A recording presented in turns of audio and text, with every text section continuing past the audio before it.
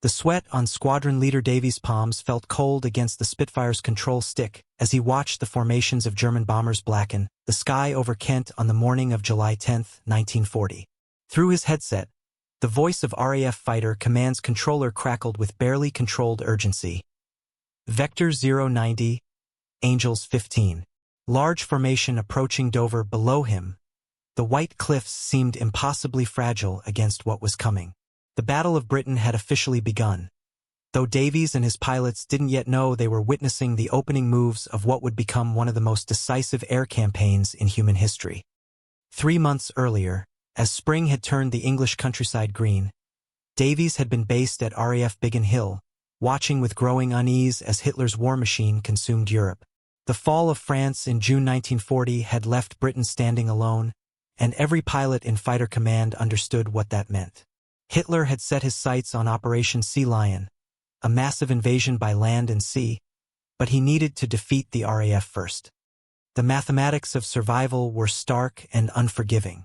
Davies knew the numbers by heart because every pilot did: 600 British fighters against 1,300 German aircraft. Hermann Göring's Luftwaffe possessed overwhelming numerical superiority, battle-tested crews from Poland, Norway, and France, and the confidence that came from an unbroken string of victories. The German pilots called their Messerschmitt Bf 109s Emils, and by July 1940, over 150 of these fighters were rolling off production lines each month. Each Emil carried more ammunition than their RAF counterparts, enough for 55 seconds of continuous firing compared to the Spitfire's shorter bursts. But Squadron Leader Davies had learned something crucial during his training at RAF College Cranwell, something that would prove more valuable than ammunition counts or aircraft production statistics. Air Chief Marshal Hugh Dowding had built something revolutionary along Britain's coast, an integrated air defense system centered around a chain of radar stations that could detect incoming raids long before they reached British airspace. The chain-home radar network, combined with observer reports and centralized command and control, meant that RAF fighters could be scrambled with enough time to intercept German formations at altitude and position. The first phase of the battle tested this system immediately. On July 10th, 120 German bombers and fighters struck a British shipping convoy in the English Channel, while 70 more bombers attacked dockyard installations in South Wales. Davies led his section of 4 Spitfires from No. 54 Squadron into a head-on attack against a formation of Heinkel He-111 bombers escorted by Messerschmitt Bf 109s over the Dover Straits. The engagement lasted less than 10 minutes, but it established a pattern that would define the coming months. Break left. Emil coming down from 2 o'clock high. Davies barked into his radio as he rolled his Spitfire into a defensive spiral. The German fighter pilot was good, very good, and Davies found himself in a vertical climbing turn, engine straining against gravity while tracer rounds streaked past his canopy. The Messerschmitt could dive better thanks to its fuel injection engine, but the Spitfire was more maneuverable. Davies used that advantage, tightening his turn until the German pilot couldn't match the radius, then reversing hard right to bring his guns to bear. 8 machine guns fired in unison, and the Messerschmitt Bf 109 shuddered under the impact of 303 ammunition.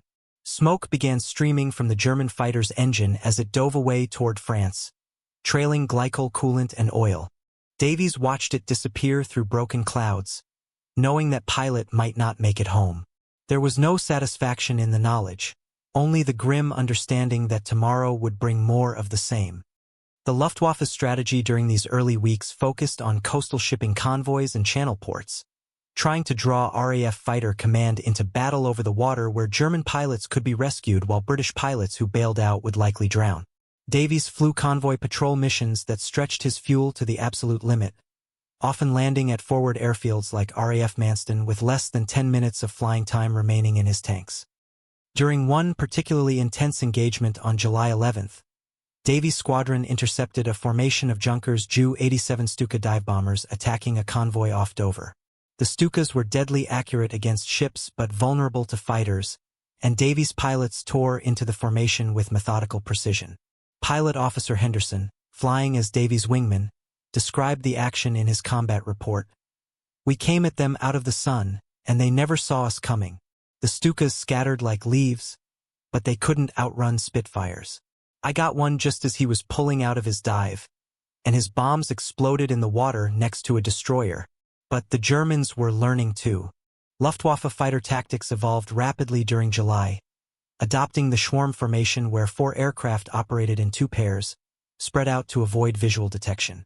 This made them much harder to spot than the tight formations RAF fighters used early in the battle.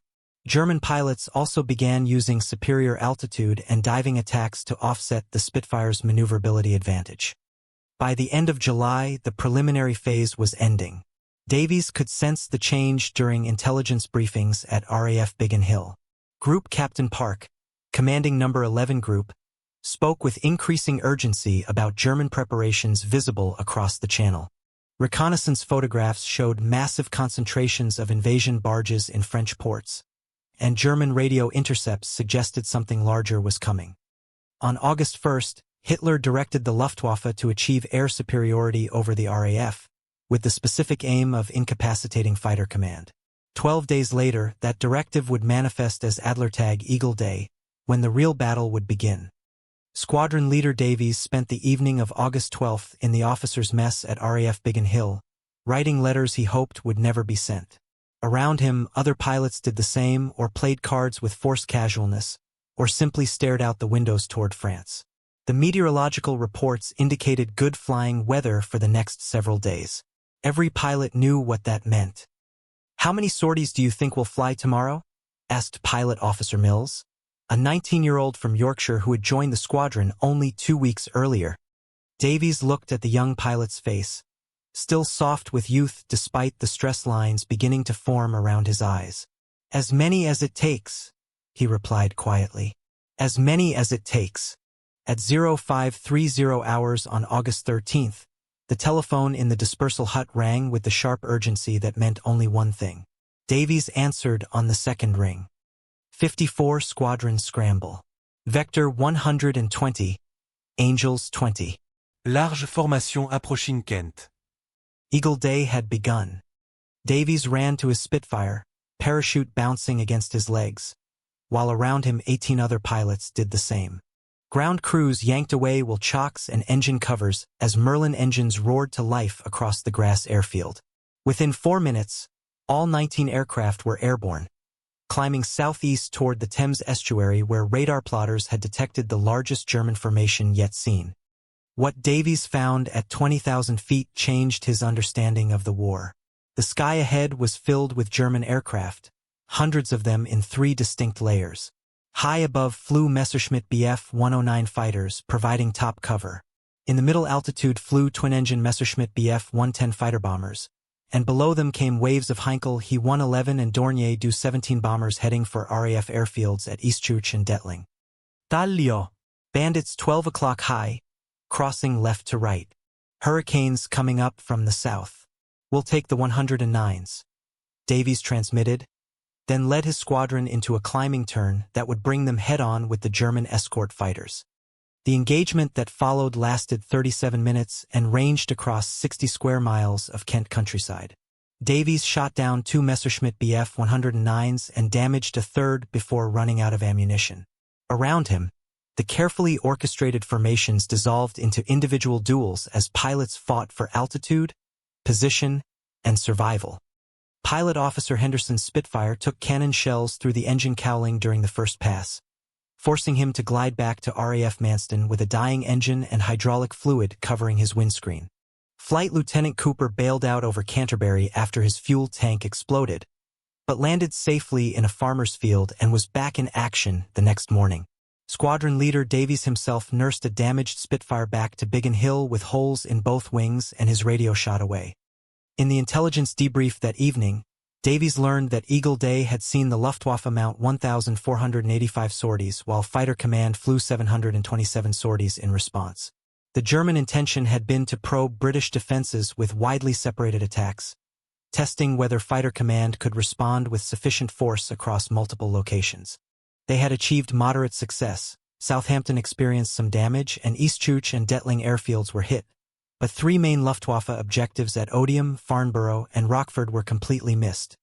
More importantly, the The day's operations demonstrated that British defenses could meet German attacks with forces large enough to inflict significant losses. Davies' squadron alone claimed 8 German aircraft destroyed for the loss of 2 Spitfires, with both pilots surviving. August 15th brought what would be remembered as the greatest day, the heaviest fighting of the Battle of Britain so far. The Luftwaffe flew over 2,000 sorties, attacking targets from Scotland to the south coast of England. Davies flew 4 separate missions that day, landing each time with his fuel gauge reading empty and his ammunition bins depleted. The third mission almost killed him. Leading 6 Spitfires from 54 Squadron, Davies intercepted a formation of Junkers Ju-88 bombers heading for the aircraft factory at Rochester. As his aircraft dove to attack, anti-aircraft fire from the German bombers filled the air with black explosions. A 20mm cannon shell punched through Davies' port wing, severing control cables and damaging the aileron mechanism. "Red Leader, your aircraft is trailing smoke," radioed Flight Sergeant Williams, flying as Davies' wingman. Davies checked his instruments and found oil pressure dropping rapidly. The Merlin engine began to run rough, missing on 2 cylinders. Below, the Thames estuary stretched toward London, but Davies was losing altitude fast. He had perhaps 5 minutes of engine power remaining, not enough to reach any friendly airfield. 54 Squadron, this is Red Leader. I'm going down near Gravesend. Continue the attack. Davies selected a field near the Thames and began a forced landing approach, nursing his dying Spitfire through a shallow glide.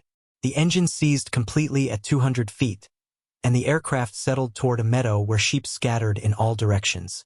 The touchdown was harder than any landing Davies had ever made, but both he and the Spitfire survived intact. A farmer named Thomas Mitchell helped Davies out of the cockpit. "Are you all right, sir?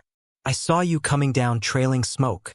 Davies looked back at his Spitfire, its propeller blades bent from the impact and oil covering the engine cowling.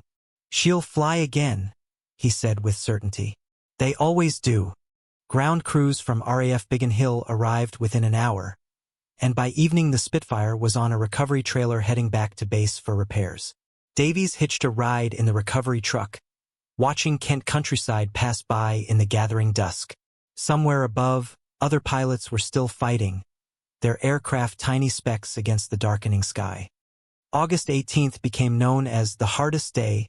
The Luftwaffe mounted large-scale raids on 3 targets in southern England, including Kenley and Biggin Hill.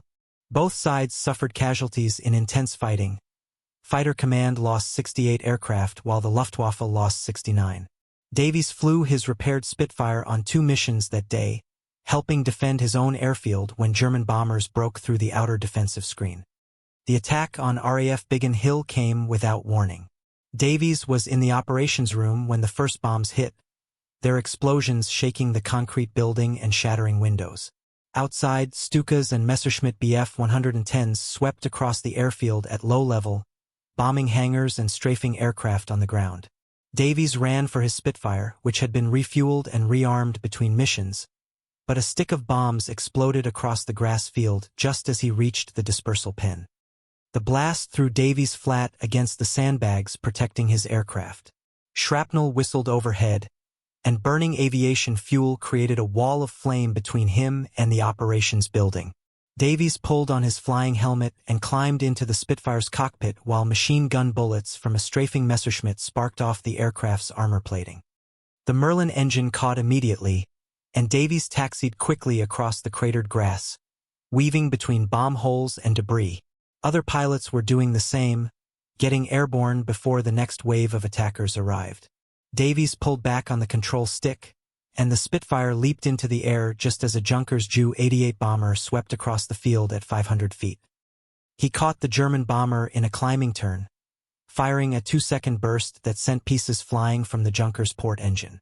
The bomber shuddered, rolled left, and dove toward the Thames, trailing white coolant vapor. Davies didn't follow. There were more targets above, and ammunition was precious. By late August, the pressure on Fighter Command had reached critical levels. The Luftwaffe shifted its main effort to the airfields and sector stations of No. 11 Group, launching sustained attacks that forced Fighter Command to take emergency measures to keep the sectors operating. Many RAF pilots were stretched to the limits of their endurance, and pilot losses began to exceed the output of training schools. Davies himself was flying 4 to 6 missions daily, sometimes landing only to refuel and rearm before taking off again. Sleep came in brief intervals between sorties, often in the dispersal hut chair while waiting for the telephone to ring. Every pilot showed the strain. Hollow eyes, trembling hands, reflexes slowed by exhaustion. On August 24th, during a night bombing of Britain, a lost German bomber formation dropped bombs on London by mistake. In retaliation, the RAF launched their first bombing raid on Berlin on August 25th. Davies watched the Hampton bombers take off from a nearby airfield, their crews knowing they faced a dangerous mission deep into German territory. "Think they'll make it back?" asked Pilot Officer Mills, who had somehow survived 3 weeks of continuous combat. "Some will," Davies replied. "That's all we can ask for." The mistake that brought bombs to London would have consequences none of them could foresee. Hitler, enraged by the RAF attack on Berlin, would soon order the Luftwaffe to shift its focus from RAF airfields to British cities. That decision would save Fighter Command from destruction and ultimately cost Germany the Battle of Britain. August 31st was Fighter Command's heaviest loss day to date. Davies flew 5 sorties and watched 3 pilots from his squadron fail to return. The replacement pilots arriving from training units were brave but inexperienced, and Davies found himself flying with teenagers who had fewer than 20 hours in Spitfires. During the evening briefing, Group Captain Park delivered sobering news. "Gentlemen, we are approaching the critical point. Pilot losses are exceeding our ability to replace them. Several sector stations have been severely damaged, but intelligence indicates the Germans are also suffering heavy losses. The question is which air force breaks first." Davies looked around the briefing room at faces grown gaunt with fatigue and stress. These men had been fighting continuously for 7 weeks, facing odds that should have been overwhelming. Yet they were still here, still climbing into their aircraft each morning, still pressing home attacks against superior numbers. On September 7th, everything changed. Instead of attacking RAF airfields, 300 German bombers hit London in what would be the first of 57 consecutive nights of bombing. The shift in strategy marked the beginning of the London Blitz but also relieved the pressure on Fighter Command's airfields and sector stations. Davies led his squadron over London that afternoon and saw the sky filled with German aircraft, more than he had ever seen before. The Thames bent like a silver ribbon through smoke and flame as the London docks burned from end to end. But for the first time in weeks, RAF Biggin Hill was not being bombed, and that made all the difference. "All squadrons, this is control. Vector 090, Angels 20. Mass raid approaching central London. Intercept and destroy." Davies pushed his throttle forward and climbed toward the German formations. Behind him, every serviceable fighter in No. 11 Group was converging on London. The battle that followed would determine whether Britain survived as an independent nation. The engagement lasted 3 hours and stretched from Canterbury to the western suburbs of London. Davies fired all his ammunition twice, landing at RAF Nordholt to rearm before rejoining the battle. Around him, RAF and Luftwaffe aircraft fought individual duels while thousands of civilians huddled in underground shelters below. By evening, the results were clear. The Luftwaffe had dropped hundreds of tons of bombs on London, causing massive fires and civilian casualties. But they had also lost aircraft at an unsustainable rate while failing to eliminate Fighter Command. Davies' squadron alone claimed 12 German aircraft destroyed for the loss of 1 pilot, who bailed out safely over Kent. September 15th would become known as Battle of Britain Day. The Luftwaffe launched its largest and most concentrated daylight assault on London, hoping to force a final, decisive confrontation. Davies was in the air for over 6 hours that day, fighting in the largest air battle in history. At 1,130 hours, Davies led 8 Spitfires from 54 Squadron in a head-on attack against a formation of Dornier Du 17 bombers crossing the Thames. The German formation was tightly packed, presenting a wall of defensive fire that filled the sky with tracer rounds. Davies chose the lead bomber and opened fire at 300 yards, closing to point-blank range before breaking away. The Dornier staggered under the impact of 8 machine guns firing simultaneously. Its starboard engine burst into flame, and the aircraft rolled onto its back before diving toward the London suburbs below. Davies watched the crew bail out, their parachutes white specks against the brown smoke covering the city. Red leader, more bandits coming in from the south. Hurricanes engaging. Davies looked up and saw another wave of German bombers approaching, escorted by what seemed like hundreds of Messerschmitt Bf 109s. But he also saw RAF fighters everywhere, Spitfires and Hurricanes rising from every airfield in southern England, vectored by radar controllers who could track every formation approaching the coast. The battle that followed convinced both sides that the other had greater reserves than actually existed. German pilots, seeing RAF fighters appearing in all directions, reported that Fighter Command was far from collapse. RAF pilots, counting the endless waves of German aircraft, wondered how many more were coming. By the end of September 15th, the Luftwaffe had suffered its heaviest losses of the month.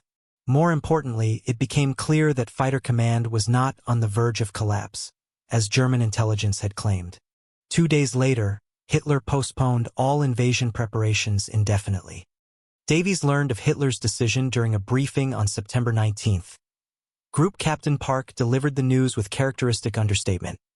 "Gentlemen, ultra intercepts indicate that Operation Sea Lion has been postponed indefinitely. The immediate threat of invasion has passed." The room was silent for a long moment. Then Pilot Officer Mills, who had somehow survived 8 weeks of continuous combat, raised his hand. "Sir, what happens now?" "Now we continue fighting," Park replied. "The Luftwaffe will shift to night bombing to reduce their losses.